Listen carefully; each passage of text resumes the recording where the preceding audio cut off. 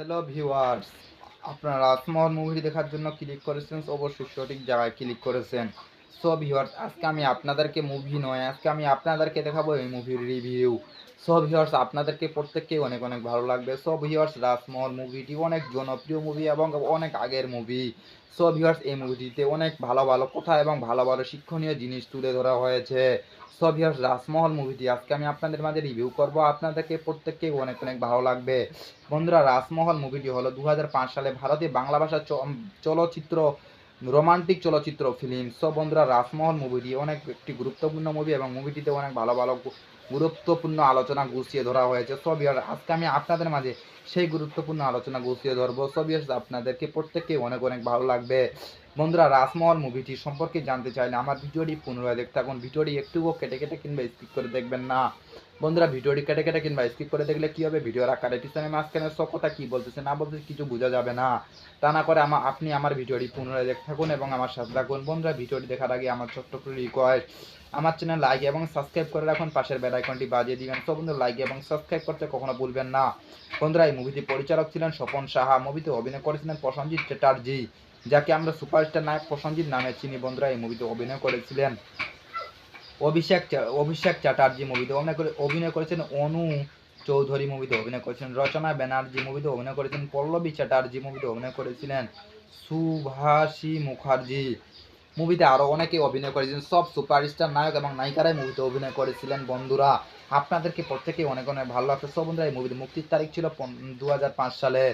সব বন্ধুরা, এই মুভিটির সময় চলমান ছিল 1 ঘন্টা 57 মিনিট, দেশ ছিল ভারত, ভাষা ছিল বাংলা।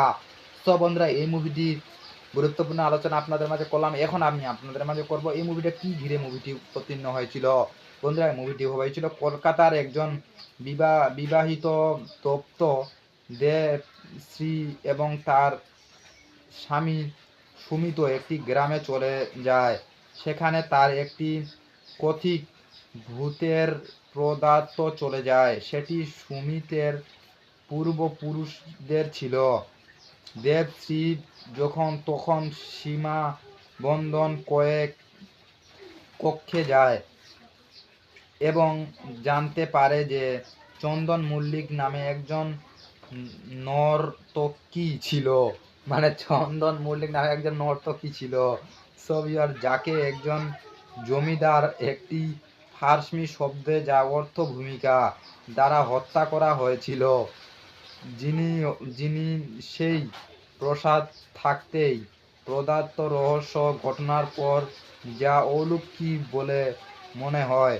সুমিত তার মনোবিজ্ঞান বন্ধু ডক্টর অগ্নির মাত্র যুক্তরাষ্ট্র থেকে ফোন করে, কারণ সে বিশ্বাস করে সেখানে ভূত নেই। তিনি বিশ্বাস করে যে মালিনী তাকে বিয়ে করতে পারেনি, সে মানসিকভাবেই অসুস্থ এবং এই সমস্ত ঘটনার পিছনে রয়েছে কিন্তু ডক্টর অগ্নি আরও কমিক ভুল বোঝাবুঝি করে। এছাড়াও ডক্টর অগ্নি মালিকের পছন্দ করে শুরু করে। ক্লাইম্যান্ট একটি প্রকাশ যায় যে দেবশ্রী এলাকার ব্যক্তিদের ভাগ্যভুক্ত চট্টোপাধ্যায়ের প্রতি তার সমক্ষ করেছিল। সো ভিউয়ার্স, আপনারা বুঝতে পেরেছেন যে এই মুভিটি কি ঘিরে অবতীর্ণ হয়েছিল।